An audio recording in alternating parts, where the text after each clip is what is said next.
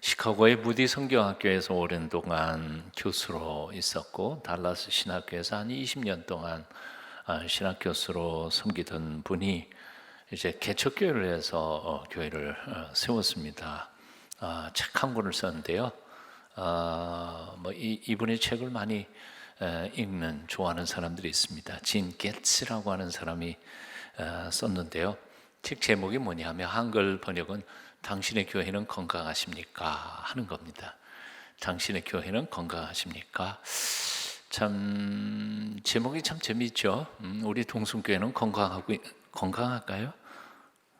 대답을 못하는 거 보니까 조금 건강하지 못한 부분도 있기는 있는 것 같아요.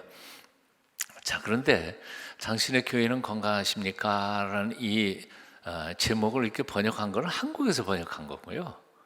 실제로 이분의 책의 제목은 그렇게 길지가 않습니다. 아주 단어 두 개밖에 없어요. The work 하는 거예요. The work. 즉 걷기라는 거예요. 직역하면 걷는 거예요. walk, 걷는 거예요. 이걸 의역하면 우리나라도 그렇죠. 갈행 그렇잖아요. 행하다 그럴 때 길 걷는 거죠. 근데 걷는 게 그냥 걷는 거를 말하는 건 아니잖아요. 삶을 얘기하는 거예요. 살아가는 거. 인생을 살아가는 것을 인생길을 걷는다 그렇게 표현했으니까요. 한자도 그렇고 영어도 그렇고 우리 한국말도 그렇고 다 걷는 거는 살아가는 것을 실천하고 행하는 것을 얘기하는 겁니다. 그래서 the walk 그러면 뭐예요? 걷기 그렇게 되지만 사실 또 다르게 말하면 실천하기 혹은 행하기 또는 살기, 살아가는 거예요. 근데 아마 제목이 더 이렇게 해놓으니까 이래가지고는 번역하기가 너무 힘드니까 그만 그 내용을 조금 해가지고 그 내용을 겉으로 꺼내서 당신의 교회는 건강하십니까? 이렇게 제목을 번역을 할 때 그렇게 한 것 같습니다. 척 스윈돌이라고 하는 아주 유명한 설교가이자 신학교 교수님이 계시죠. 책을 엄청나게 많이 썼습니다. 아마 제가 아는 것만 해도 한 60여 권 이상 쓰신 분이신데요.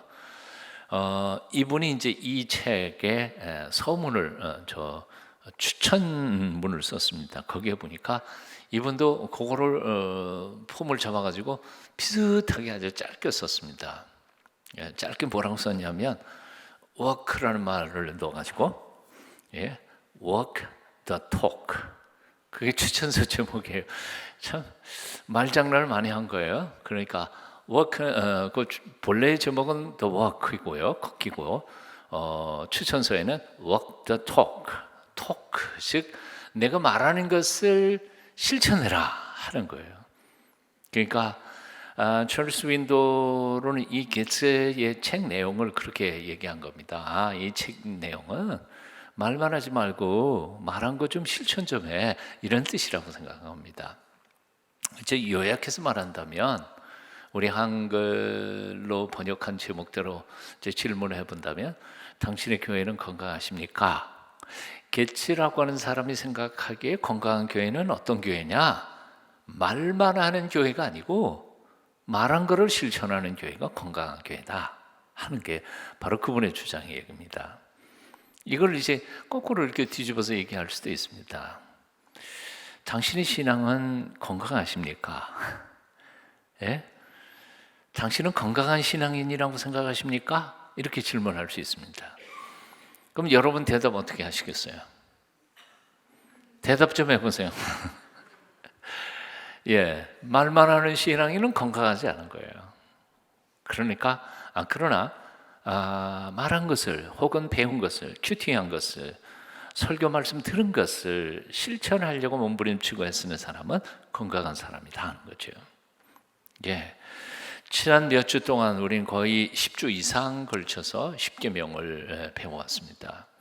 배우는 게 중요하지 않아요. 배운 거를 실천해야죠. 배운 거 알기만 하면 뭐해요? 아는 거 실천하지 않으면 아무것도 아니죠. 예전에 그런 얘기를 했습니다만 의사 선생님들이 폐암 전문가가 담배를 끊지 않아 가지고 폐암이 걸려서 죽고 간다는 게 얼마나 웃기는 일이냐 거예요. 지식이 필요 없는 거예요.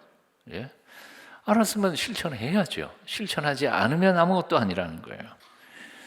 사실 어떻게 보면 몰라서 실천을 하지 못했다, 그러면 핑계 댈 건 있잖아요. 그죠? 예. 하나님이 몰라서 못한 것까지도 심판하실까요? 아마 하나님도 좀 찝찝하실 거예요. 모르는 놈을 뜯어 펼 수는 없잖아요. 예. 세상에 참 답답한 게, 몰라서 잘못한 아이를 종아리를 때리는 건 그건 말이 안 되는 거예요. 몰라서 잘못한 아이는 뭐예요? 가르쳐야 하는 거지. 때리는 게 아니고 훈계하는 게 아닙니다. 몰라서 잘못한 건 가르쳐줘야죠. 가르치지 못한 내가 잘못인 거지. 그러니까 계명을 몰라서 지키지 못했다, 그건 하나님의 용서가 될 수 있습니다. 근데 여러분은 참 불행하게도 십계명을 지난 몇 주 동안 공부를 다 했어요. 예?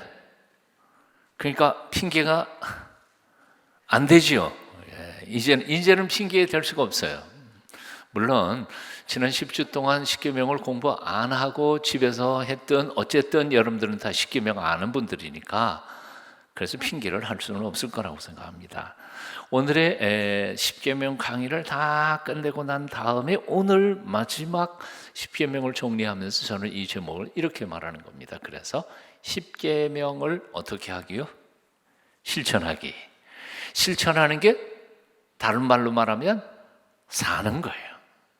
십계명을 아는 게 중요한 게 아니라 이제부터는 십계명을 몸으로 살아내는 것이 중요하다는 거죠. 한번 따라해 보십시오. 십계명 살기. 예. 지난 10주도 중요했지만, 그러나 오늘은 정말 중요한 겁니다. 이제는 지켜 행하는 거죠.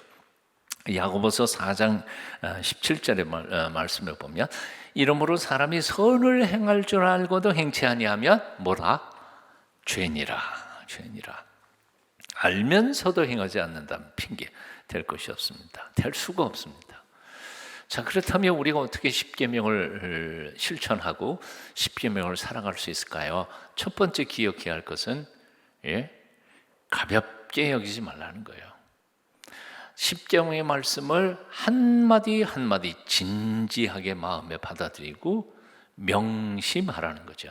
명이 새길 명자지요. 마음 심자, 마음에다가 새기는 겁니다. 비석에 이렇게 새기는 것처럼 아예 십계명의 말씀을 내 가슴팍에다가 새기는 거예요. 뼈에다 새기는 거예요. 잘 들으라는 거죠. 오늘 18절 19절 여러분 한번 같이 읽어볼까요? 십계명이 선포되고 난 후에 이스라엘 백성들의 반응이 굉장히 무서워합니다. 18절 19절 함께 읽습니다. 시작. 뭇 백성이 우레와 번개와 나팔소리와 산의 연기를 본지라. 그들이 볼 때에 어떻게 해요? 떨며 멀리 서서 모세에게 이르되 당신이 우리에게 말씀하소서 우리가 들으리이다.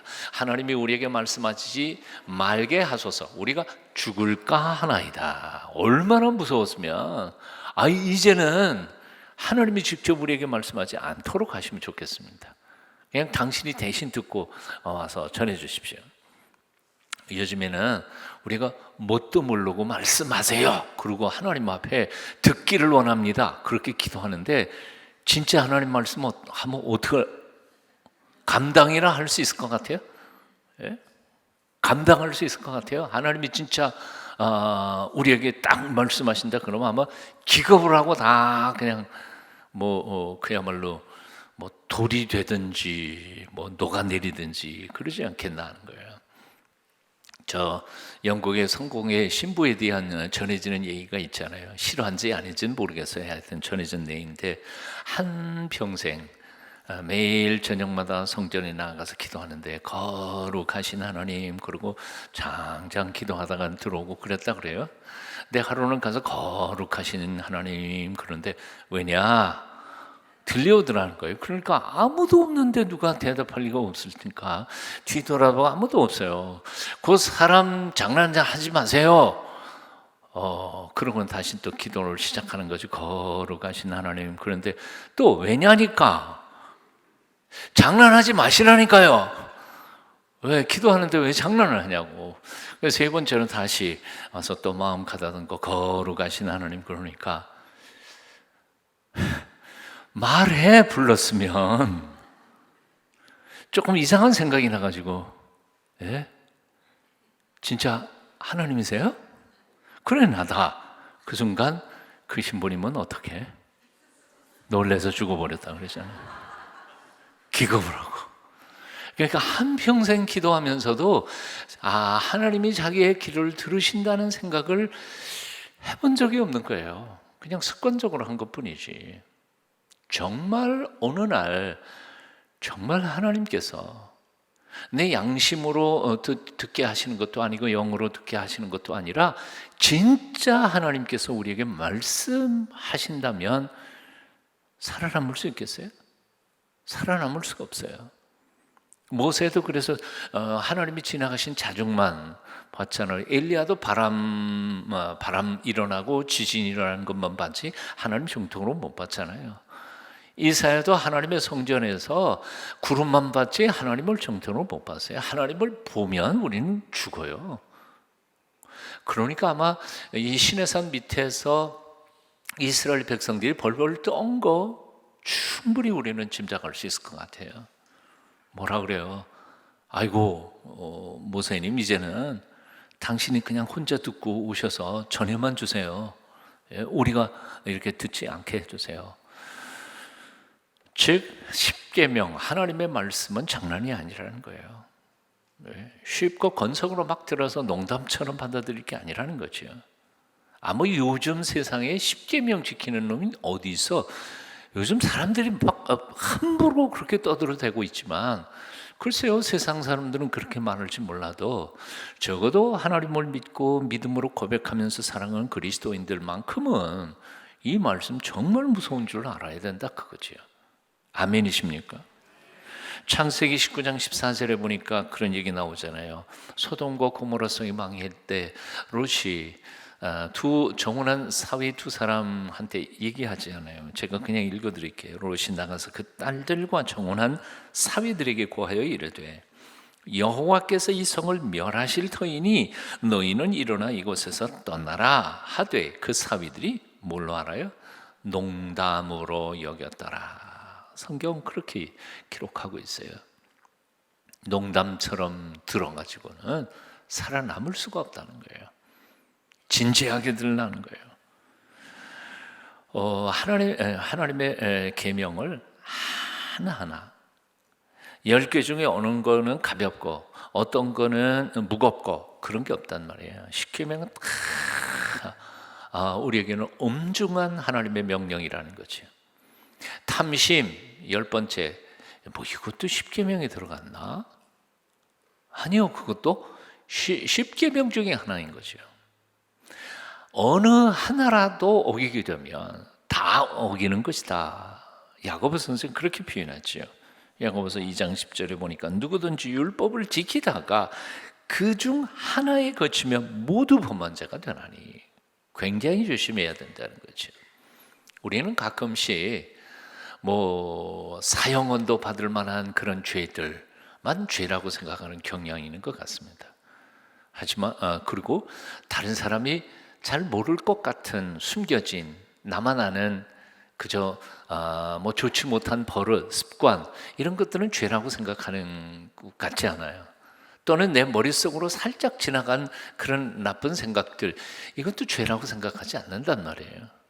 그러나 여러분, 눈에도 보이지 않는 작은 잔금이, 그 비싼 고려 청자 같은데 금이 하나 작은 게 하나 가구, 2개 가구, 그러면 눈에는 보이지 않지만 그런 잔금들이 몇 개 생기기 시작하다가 보면 결정적인 순간에 그냥 몽땅 다 무너져 내리는 거죠. 다 화장창 깨져버리는 거예요. 가끔씩 우리는 이런 소문들을 들어요.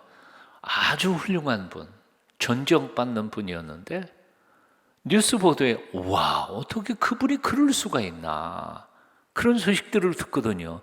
그러면서 사람들은 절망해요. 이야, 그렇게 존경받는 분도 그럴 수가 있었다. 아니요. 성자가 갑자기 살인 강도가 되는 법은 없어요. 뭘까요? 사람들은 몰라도, 사람들은 겉으로 보기엔 존경하고 뭐 그랬던 것 같아도 그분의 인격 속에, 그분의 영혼 속에, 그분의 삶의 구체적인 숨겨진 부분에서 잔금들이 하나씩 하나씩 간 거예요. 그리고 그 악한 습관들이 남들 모르는 속에서부터 자라고 성숙해가지고 그 인격을 다 잡아먹기 시작하는 거예요. 어떤 순간이 되니까 와장창하고 멀어진 거죠.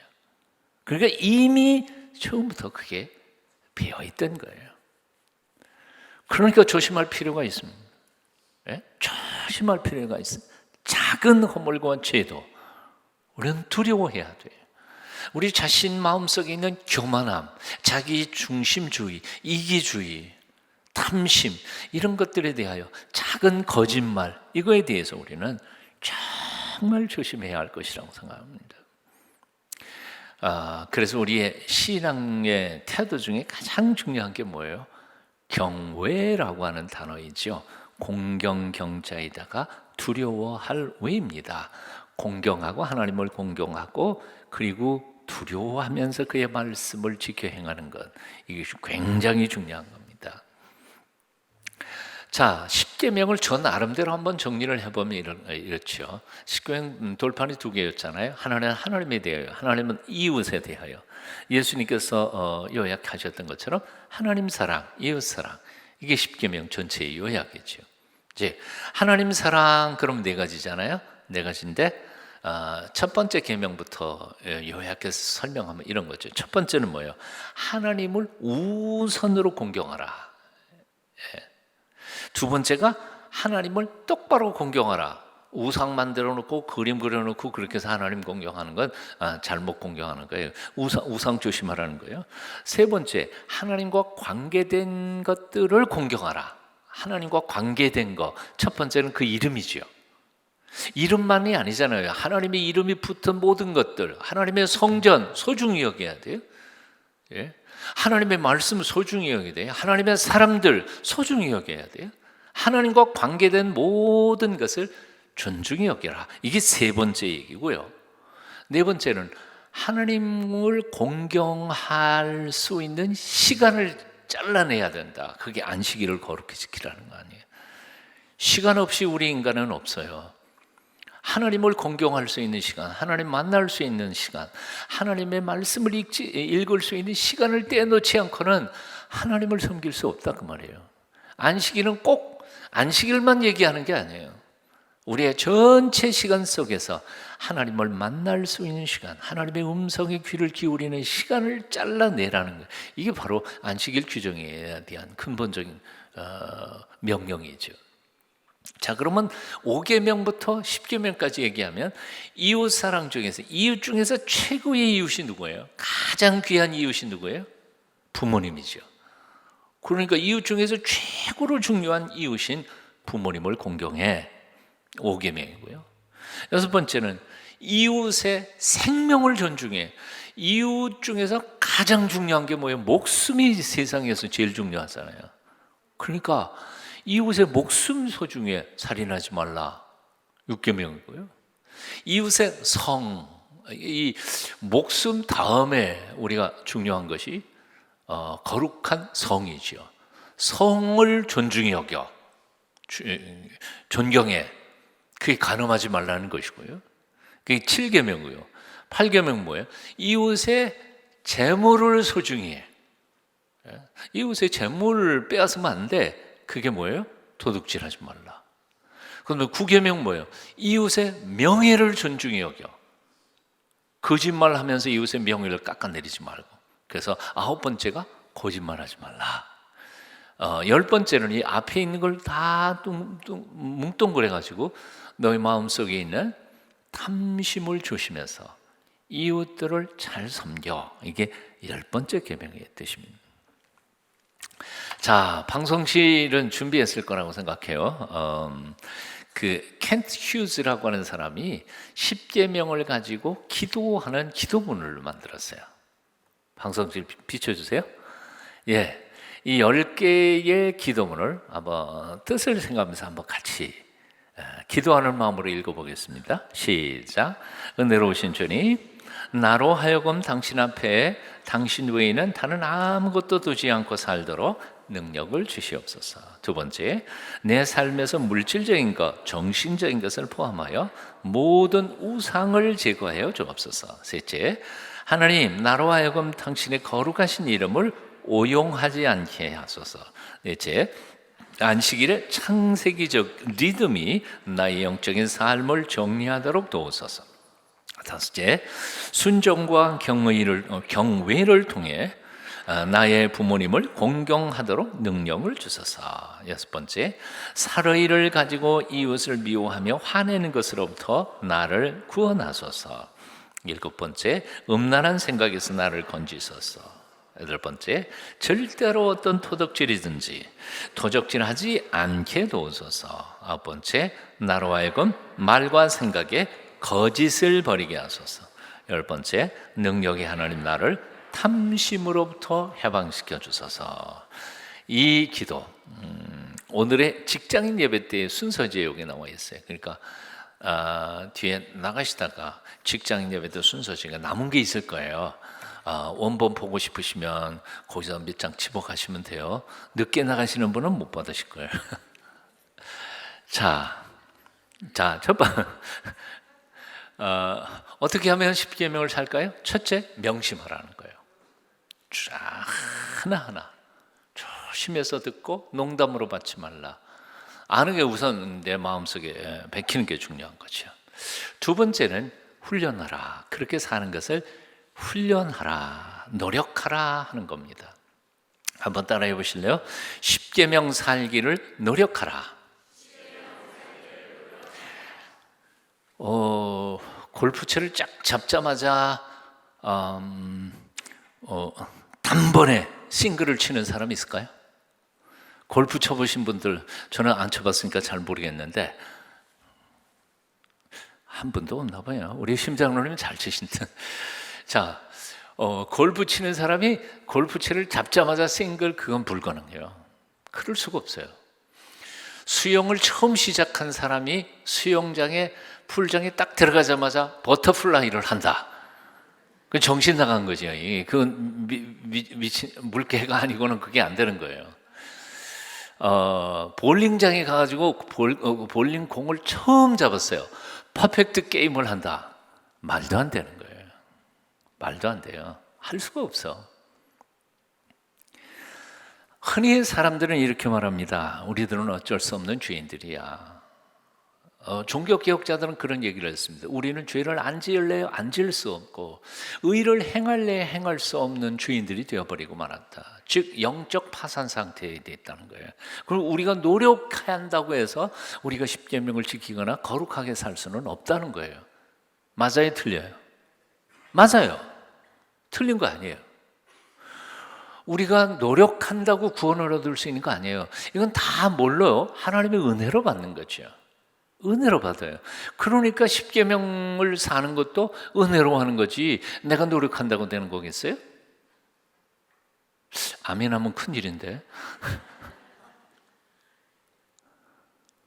그러면 오케이, 그건 다 옳은 얘기, 신학적으로 다 옳은 얘기인데 그렇다면 아멘 하고 기도할 뿐이지 우리가 십계명 살려고 노력할 필요는 없구나. 아멘이에요? 아니에요. 그건 아니에요. 그래도 노력해야 돼요. 그래도 부지런해야 돼요. 열심히 해야 돼요. 하려고 노력해야 돼요. 아까도 말씀드렸지만 맨 처음부터 잘하는 사람은 아무도 없어요. 노력하다가 보니까 때로는 홀인원도 하고 또 싱글도 하고 그러는 거죠. 네. 제가 고향이 춘천인데요. 소영강에 몇 살 때 물에 들어갔는지 잘 기억을 못해요. 하도 어렸을 때부터 물에 들어갔으니까요. 3살인지 4살인지 모르겠습니다. 그러니까 물속에 들어가면 제가 빠져 죽지는 않을 거예요. 적어도 늙어서 힘이 없어서 빠져 죽을라는지 몰라도 수영은 좀 수영이 아니죠. 그건 헤엄이죠. 개헤엄이지만 그러나 수영을 맨 처음에 배울 때 수영 강사가 호흡법부터 가르치더라고요. 예? 하고 물속에 들어갔다가 밖에 나오면서 파 하고 숨 들이마시고 하고. 근데 나는 거꾸로 해요. 물속에 들어가서 하고 밖에 나서 물을 얼마나 많이 먹었는지 몰라요. 그렇게 하면서 수영 배워가는 거죠. 지금은 별로 이제 유행이 지나가 버렸는지 몰라도 한때는 우리 목사님들이요 볼링장에 많이 갔었던 것 같아요. 예? 몇 년 전만 해도. 그래서 부목사님들이 볼링장 간다고 목사님 안 가실래요? 가자. 그러고 갔는데 내가 뭐 해본 적이 있나요? 그래도 내가 뭐 운동 신경은 좀 있으니까 잘 되겠지. 그러고 딱 설명 한번 듣고 쫙 했더니 아니나 다를까 고렁창으로 다 들어가 버려서 한 개도 못 맞췄어요. 그런 거지요, 뭐. 예? 골프 유학 시절에 그 같은 교회 집사님 한 분이 골프를 가르쳐 주시겠대요. 그래갖고 저 뭐 마당 밖에 나가고 티 놓고 골프공 놓고 그 양반이 가져온 골프채를 가지고 이렇게 손을 이렇게 잡고 이렇게 해서 폼 잡고 딱 치면 됩니다. 그래서 딱 그 폼을 잡고 딱 해보니까 맞지를 않아요. 이 골프공이 있으면 여기서 이렇게 하면 왜 못 맞추겠어요, 그거를. 근데 그 폼대로 해가지고 폼대로 해서 해보라 그러니까 안 맞아요. 아무리 해도 안 맞아. 그거는 거기서 날 놀리고 있어, 그 공은 거기서. 그런 거예요. 우리가 십계명 그리고 거룩하게 살아가는 것도 얼마나 노력했을까요? 사실은 우리는 그렇게 심각하게 노력하고 열심히 부지런히 해본 사람들이 그렇게 많지 않아요.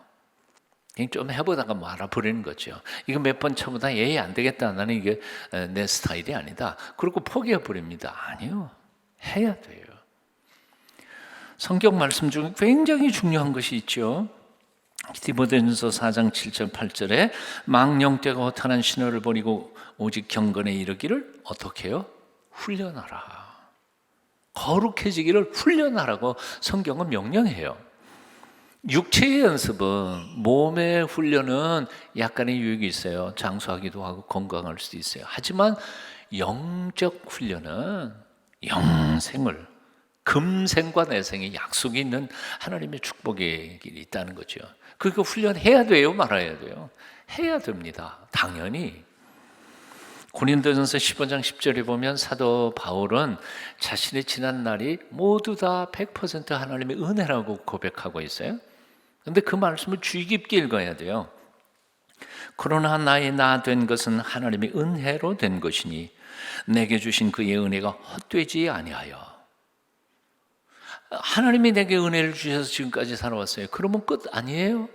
근데 사도 바울은 그 다음에 또 말해요. 뭐라고 말하냐면 내가 모든 사도보다 더 많이 수고하였으나. 사도 바울이 수고했어요, 안 했어요? 엄청 한 거예요. 얼마나 했느냐면 다른 나머지 사도들이 수고한 걸 몽땅 다 합한 것보다 내가 더 많이 했다는 거예요. 그런데 그 다음 말이 뭐예요? 내가 아니요 오직 나와 함께 하신 하나님의 은혜로라. 하나님의 은혜라는 말이 무슨 뜻이냐는 거예요. 하나님의 은혜는 노력하지 않는 가만히 앉아있는 사람한테 애따 먹어라 그러고 주시는 떡이 아니라고요. 하나님의 은혜는 뭐냐 하면 죽으라고 노력하고 땀 흘리는 인간의 노력과 수고 위에 베풀어 주시는 하나님의 선물이 은혜라는 거예요. 우리의 노력으로 구원받는 거 아니에요. 하지만 우리의 노력과 수고 없이는 하나님의 은혜는 은혜가 아니란 말이에요. 그래서 이것을 가리켜서 보네포 목사님은 하나님의 은혜는 값싼 싸구려 은혜가 아니란 말이에요. 하나님의 은혜는 피를 바치고 노력하고 땀 흘리는 위에 하나님께서 베풀어 주시는 놀라운 선물이에요. 자, 그러므로 우리가 어떻게 해야 돼요? 십계명을 정말 죽으라고 부지런히 지키려고 애쓰고 몸부림칠 때 하나님의 은혜가 되는 것이고, 그 은혜가 우리에게 기적을 행하는 것이란 말이죠. 해야 돼요, 안 해야 돼요? 훈련해야 합니다. 부지런해야 합니다. 성경 구절 하나만 소개를 해볼까요? 로마서 12장 11절입니다. 한번 따라해 보시죠. 부지런하여 게으르지 말고 열심을 품고 주를 섬기라. 이 한 줄만 해도 그렇잖아요. 부지런하여 게으르지 말고. 신앙인은 게으르면 안 돼요. 크리스찬은 적어도 성실하지 않으면 크리스찬이 될 수가 없어요. 예? 자기 나오고 싶으면 나오고, 나오기 싫으면 안 나오고, 그런 건 아니에요. 기도하고 싶으면 하고, 하기 싫으면 기도 안 하고, 그건 안 돼요. 밥 먹기 싫어도 먹어야.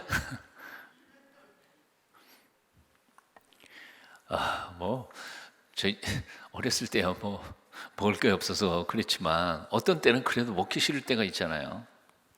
그렇잖아요. 그럼 우리 어머님이 뭐라 그러는지 아세요? 밥맛 없으면 입맛을 먹고, 입맛 없으면 그냥 먹어. 하루에 밥 3끼 꼬박꼬박 찾아 먹는 게 그게 보약이라고 그랬으니까요. 예, 하나님의 말씀 최선을 다하여 지켜 행하기를 부지런히 노력하는 저와 여러분이 되어야 할 줄 믿습니다. 오늘 읽지는 않았지만 24절에 이런 말씀이 있어요. 내게 토단을 쌓고 그 위에 너희 양과 서로 너의 번제와 화목제를 드리라. 그 다음 보면 24절 하반절에 내가 무릇 내 이름을 기념하게 하는 곳에서 따라해 보시죠. 내게 강림하여 복을 주리라. 우리가 십계명을 실천하기 위해서 애를 쓰고 노력하는 실천의 삶 위에 번제와 화목제로 하나님 앞에 제사를 드리는 예배 가운데 하나님 강림하셔서 내가 복을 주리라 약속하셨습니다. 하나님의 복이 그렇게 임하는 거죠. 받을 생각도 안 하고 그냥 지 멋대로 살아가는 사람한테 그냥 억지로 잡아다가 주시는 그런 하나님 아니라고요. 하나님의 복 받기를 원하십니까? 노력하십시다. 명리심하십시다. 이제 결론을 내면서 정말 중요한 한마디 더 보태도록 하겠습니다. 아까도 말씀드렸지만 아무도 우리는 십계명을 온전히 영적으로나 육적으로나 지킬 수 있는 능력이 있는 사람은 아무도 없습니다. 그래서 우리가 기억해야 할 굉장히 중요한 2가지 사실이 있습니다. 그 첫째는 뭔가 하니 내가 온전히 하나님의 율법을 지키지 못했지만 그러나 나를 대신하여 그 명령을 완벽하게 실천하시는 한 분이 계시다는 거죠. 누구예요? 예수님이십니다. 이게 복음 아니에요. 그분이 완벽하게 율법과 십계명의 토시 하나까지 완벽하게 당신의 몸으로 실천하시고 실천하지 못한 우리의 죄값을 당신의 피로 다 속죄해 주셨다는 거죠. 골로새 2장 13절 14절입니다. 너희의 범죄와 육체의 무할례로 죽었던 너희를 하나님이 그와 함께 살리시고 예수님과 함께 살리시고요. 우리에게 모든 죄를 사하시고 용서하시고 우리를 거스리고 우리를 대적하는 의문에 쓴 증서를 도말하시고 율법의 요구를 없애버리셨다는 거죠. 제하에 버리사 십자가에 못 박으시고, 즉 예수님께서 십자가에 돌아가시면서 다 이루었다 하고 하신 말씀은 간단히 말하면 우리를 향하신 율법의 요구를 예수님께서 다 성취하셨다, 다 갚아 주셨다는 거죠. 자, 이게 굉장히 중요한 겁니다. 이건 팩트예요. 이건 팩트예요. 그러니까 나는 온전히 실천하지 못했지만 나 대신에 온전히 십계명과 율법을 다 완벽하게 수행하신 예수 그리스도, 그분이 우리의 모든 죄가를 다 해결하셨다는 팩트를 믿고 신뢰하는 겁니다. 여러분 믿으세요? 예. 이 믿는 것만 가지고 되는 건 아니에요. 이제 2번째 중요한 것이 있습니다. 그러면 그 율법의 요구를 다 완벽하게 이루신 예수님과 나하고 어떤 관계가 있을 때 비로소 우리는 그 예수님이 이루신 의를 우리의 것으로 삼을 수 있다는 거죠. 이게 바로 서신서에 계속해서 나오는 것이에요. 요한복음 15장에도 나오는 것이고요. 예수님께서 이루신 그 의를 내 것으로 삼는 가장 중요한 원리 하나는 예수 그리스도 안에 있는 겁니다. 주님 안에 있는 거예요. 십자가의 그늘 아래에서 사는 것입니다. 이게 계속해서 강조하고 있는 거예요. 매 순간 그분이 부어주시는 의의 생명을 그분 안에 있음으로 해서 공급받을 때 나는 못하지만 내 안에 계신 예수 그리스도께서 십계명의 요구를 이루어낼 수 있는 힘을 주시고 율법과 거룩함을 살도록 힘을 매 순간 공급해 주신다는 거죠. 믿으십니까? 그래서 사도 바울은 내게 능력 주시는 자 안에서 내가 모든 것 할 수 있다고 말하는 거죠. 사도 요한은 또 이렇게 거예요. 증거는 이것이니 하나님이 우리에게 영생을 주신 것과 이 생명 그의 아들 안에 있는 것이니라. 이 아들이 있는 자에게는 생명이 있고 아들이 없는 자에게는 생명이 없느니라. 그 아들이신 예수 그리스도를 내 안에 모시고 살아가는 사람들은 율법의 요구를 수행할 수 있는 힘과 능력을 나는 못하지만 내 안에 계신 성령님 예수님으로 말미암아 감당할 수 있다는 거죠. 자, 그러므로 오늘 저녁부터 여러분 사도 바울의 편지 속에 가장 반복해서 나오던 것, 사도 바울의 신앙의 핵심 코너. 지난번에 우리 부흥회 때도 저 김혜곤 교수님도 그 얘기했죠. 사도 바울 신앙의 가장 중요한 표, 엔 크리스토, 그리스도 안에라는 거예요. 예수님 안에 살면 돼. 예수님 밖으로 나가면 우리는 불가능해. 그렇지만 예수님 안에 있으면 돼요. 예수님 안에서 그분이 공급해 주시는 생명의 에너지와 그리고 성령의 은혜를 가지고 살아갈 때 우리는 넉넉히 죄의 유혹을 이겨낼 수 있을 줄로 믿습니다. 예수님 안에 거하십시오. 그분을 항상 붙잡으시고 영생을 살아가십시오. 바벨론 왕 벨사살이 큰 잔치를 베풀었습니다. 주민들이 1000명이나 되는데 그 많은 사람들 먹고 마시는 그 밤에 갑자기 벨사살 왕 앞에 있는 벽에 손이 나타나가지고 쫙 글씨를 쓰잖아요. 학자들을 다 불러가지고 해석을 시키는데 해석 못해요. 다니엘이 해석했죠. 메네 데게아 우바로신, 내가 너의 삶을 저울로 달아봤는데 부족하다. 좀 모자라. 그래서 너는 오늘로 끝이야. 그 나라가 무너지고 그 사람 쫓겨난 거 아니에요.